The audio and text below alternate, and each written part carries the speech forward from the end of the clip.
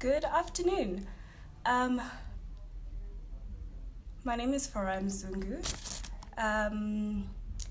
I am from Malawi, but one really interesting thing about me is that I was raised in 4 different countries.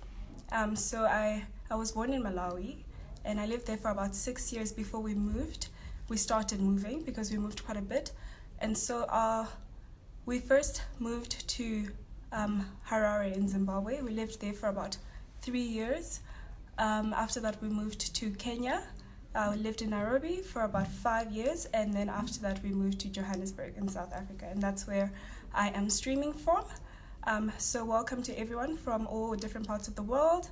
I'm really excited to be here and to be given this platform to talk about one of the most important things to me, one of the most important topics, which is the plight of stateless persons. My personal pronouns are she, her, and hers. I think it's really important that we continue to introduce ourselves and include our pronouns, especially given that we live in a context where, gender and sexuality is not binary anymore.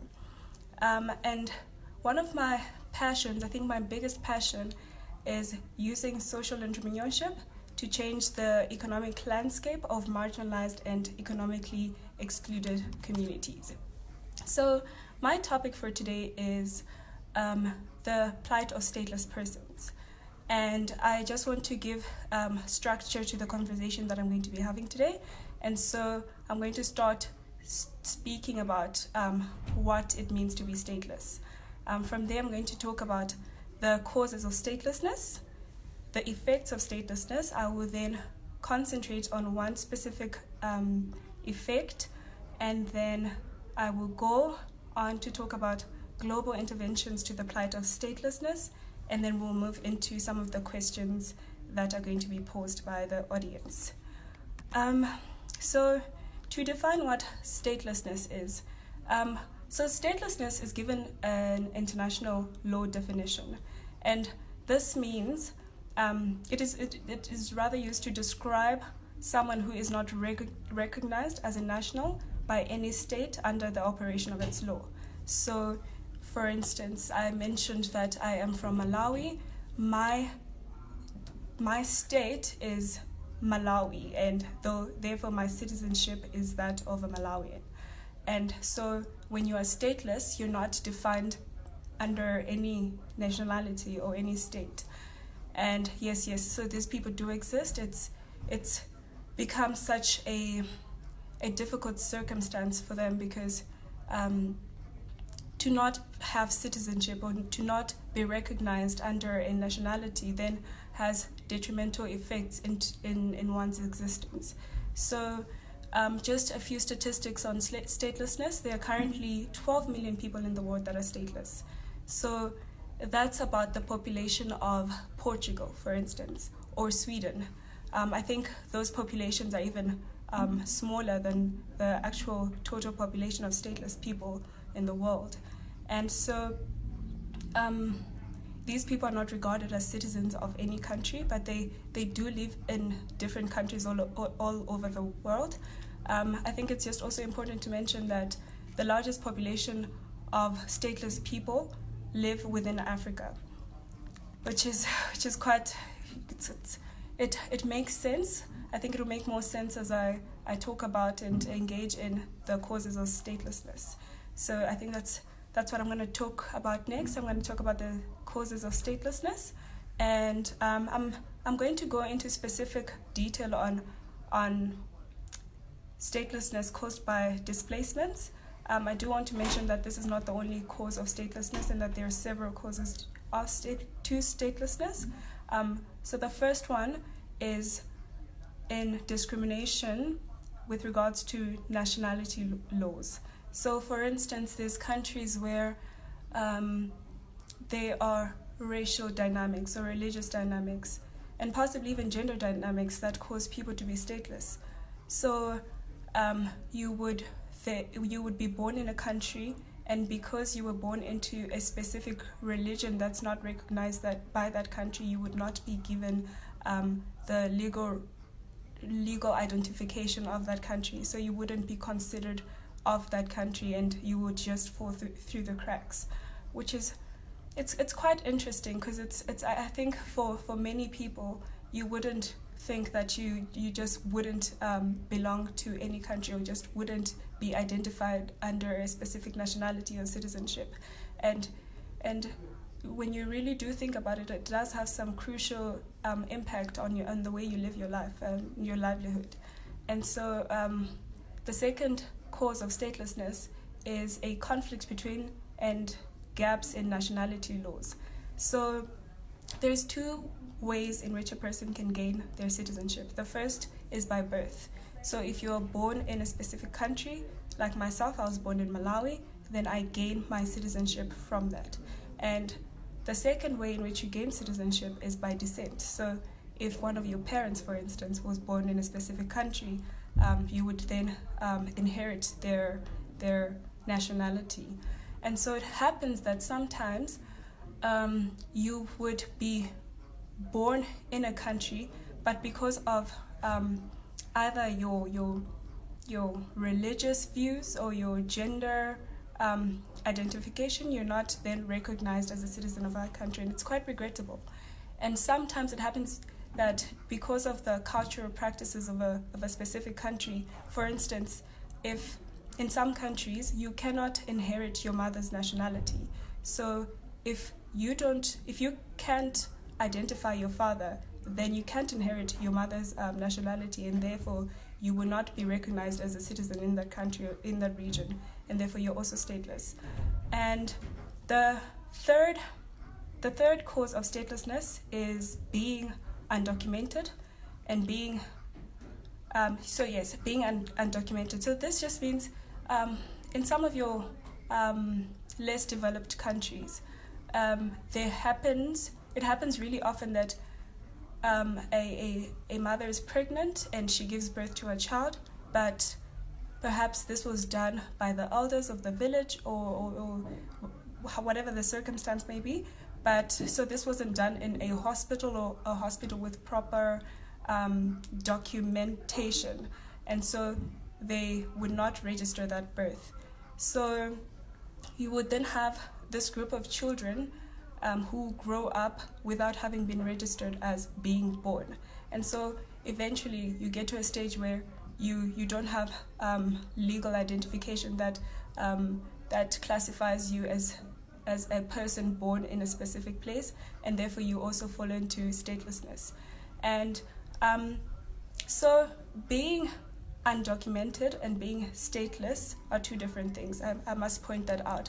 It does happen that sometimes, so because of lack of proper resource and infrastructure in some of the African countries, that a lot of children are born and they're undocumented.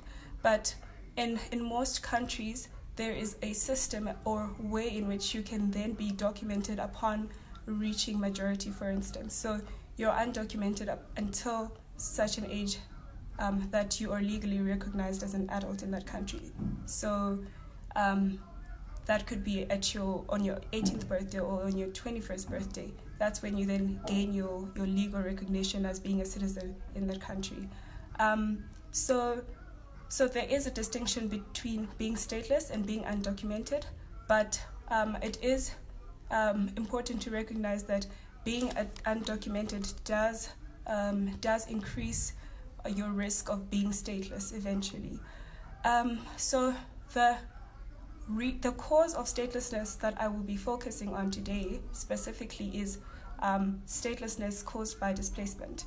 So this happens when there is political or civil unrest in a country, or even economic unrest, where people find themselves in really desperate circumstances where they have to migrate from their own country to another, or from their own region to another, because of in search for their own peace and security. And often when this happens, let's say this was specifically due to an outbreak of war, for instance. So you don't really have the luxury to collect your passport or your identity document. You're in a space where you have to move, and you have to move then and there. And so these people would then leave the country or region and migrate to a different country or region, and they would not have their personal identification documents from the country or region that they lived.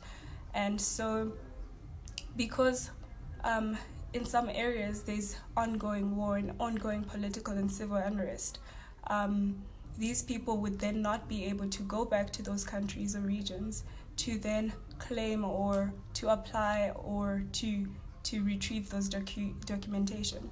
So this I think, just to bring it really close to home, we can consider the situation in Sudan where the civilian population wants a civilian government and not really a militant government, and so there's a lot of unrest there. There's a lot of violent protests and attacks, and so there are people that are in search for a better life and better opportunities and peace and security, and so they would then migrate, let's say, from Sudan to Kenya. I know that that's a really big channel of movement currently, and so they would move to Kenya and not have their documentation in hand, and once they're in Kenya, there is no way to for them to then apply for asylum, for instance, because they're not identified as being a citizen in the country that they're from. And so this happens really often.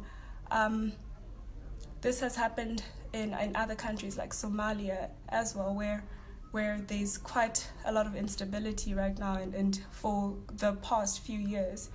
And I think Kenya is a central place where people from countries like Sudan and Somalia travel to or migrate to in search for peace and better opportunity. And so it's just really important to know that of the 12 million people and the 12 million population that are stateless currently, the largest population actually comes from Africa or are stateless in Africa. And it is only until very recently that our governments and our African leaders have identified this as a continental problem, and that they require that the plight of statelessness gain immediate attention. And just to give context and an example to the life of a stateless person is or how the evolution of the life of a stateless person can occur is an example of a gentleman in Kenya who lives just outside Nairobi. And so this gentleman is from Zimbabwe, and he is a third-generation Zimbabwean whose great-grandparents trekked to Kenya in the 1960s to establish themselves and to get away from the political and civil unrest that was ongoing in Zimbabwe. And so although this gentleman was born and raised in Kenya, they don't have citizenship in Kenya.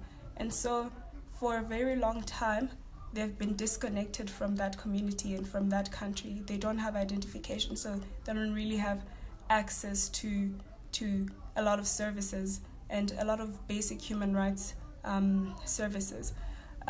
So I think the risk, it has been identified that the risk is higher with children who have been displaced from their parents. So in times of political and civil unrest, where you're desperate to migrate and you have to do it then, parents and children then are sometimes separated, and those children are at a big risk because no child, at least in my experience, carries around the identity documents.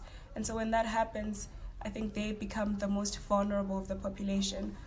I think the effects of being stateless are really detrimental, and I think a lot of times we take being recognized as a person from a specific country, we take that for granted, because without an identity card, you're then barred from accessing good jobs, and you can't open a bank account, for instance. You can't buy a house, and you can't even get married. And so almost everyone who is stateless has a story on how being stateless and not being identified as a person from a specific country has affected them and has taken away opportunities for themselves to really grow themselves and to establish themselves in an economic or whatever context that they could. And so I just want to also bring about the fact that refugeeism is not always equated to statelessness. The reason for this is that in most cases, when you gain the status of a refugee, you have the legal recognition as an asylum seeker in a country, and therefore you do have access to a lot of the services, legal access at least to a lot of the services that stateless people might not necessarily have access to.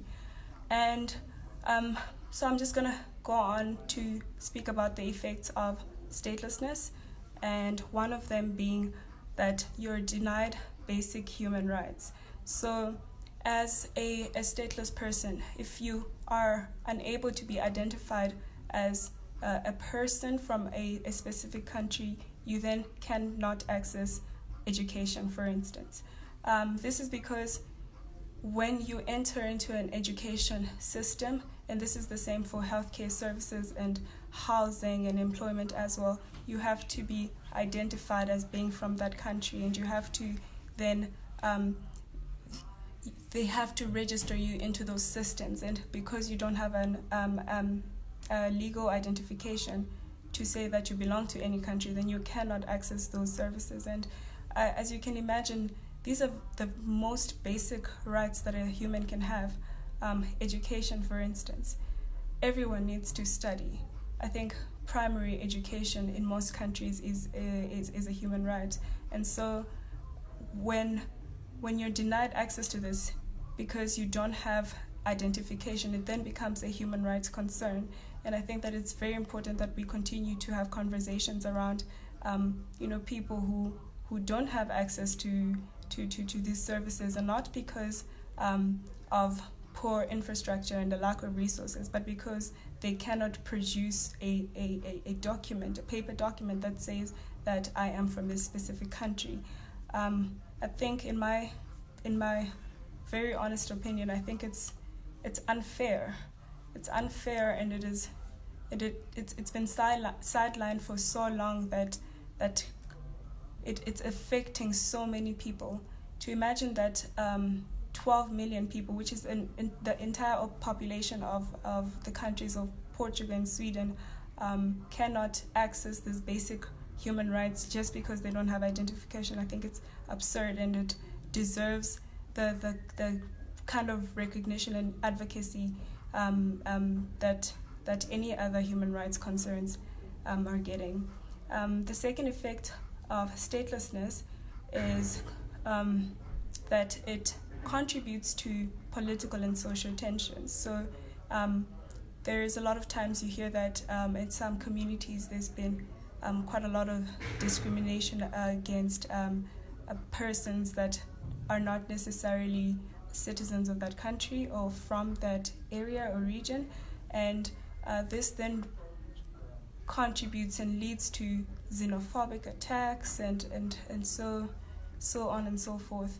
I think we've had quite a few of these incidences in South Africa, where in 2015 it was a child that was 15 years old who was burnt to death because they were not from that area.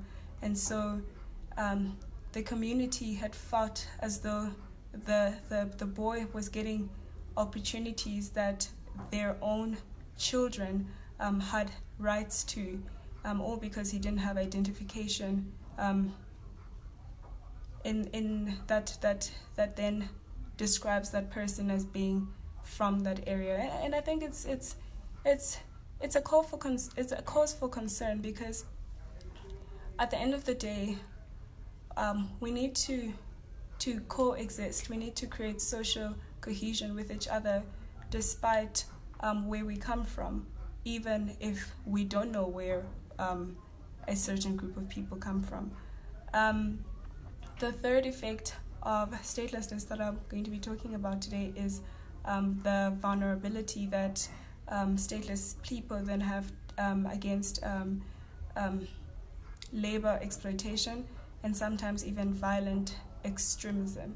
So I know that in a lot of countries, when labor laws establish basic minimum wages and treatment that you can subject your employees to, and ever so often people don't want to prescribe to those labor rules and regulations, and so they would then rather than employ someone who has legal recognition to be protected by those rights and regulations, they would rather choose or employ someone without those rights and protections. So someone who doesn't have a legal recognition in that country, and so they would then not comply with the legal rights and regulations that then come with that kind of legal recognition, and it's putting those stateless persons in such compromising positions, because if they then choose to get into these jobs, which they don't have a choice but to take up these opportunities, because there are no other opportunities for them, but then they're mistreated and they're exploited, and they cannot rely on the government of that country to then protect their rights, because they are not recognized to have rights. And so now I'm just going to go and move on to talk about global interventions that are being undertaken by intergovernmental organizations to address the plight of stateless persons. And so the first intervention that I'm going to talk about is the United Nations Convention that relates to the status of stateless persons. So this piece of legislation or policy speaks to the protection of stateless persons. So I think the biggest debate in this instance is that most international regulatory bodies, they promulgate laws, international laws that are idealistic. So they would then try to address the plight of stateless persons by promulgating laws that protect them from a specific from laws of a specific country, but there's no really enforcing body that then enforces those laws. So if a country, for instance, contravenes on these regulations and policies, then there is no one really to keep in check and to point out or to criminalize the contravention of these regulations, and I think that's a gap that needs to be filled if we're going to then address the vulnerability and the human rights violations that stateless persons go through. And I think a lot of times as well, there's a big gap between idealistic laws and resource and infrastructure that countries have in order to enforce the rights that are then afforded to protect stateless persons. So for instance, it's all good and well to say everyone in South Africa should have access to healthcare and education and all these wonderful things, but at the end of the day, the state must have some kind of priority on who they are catering to. At least that's then the pushback that international governmental organizations then get from countries, that if the education system is already burdened by the population of that country, then they have no more resource or infrastructure to cater to someone who then doesn't necessarily have those rights to those resources. And so I think the more we talk about these issues in our spaces, and the more we advocate and the more we recognize the plight of stateless persons, and the causes and effects that then are construed to this, so that link to this plight, the more we then close or bridge this gap. And in conclusion, I think from my side, I think it's important to recognize that there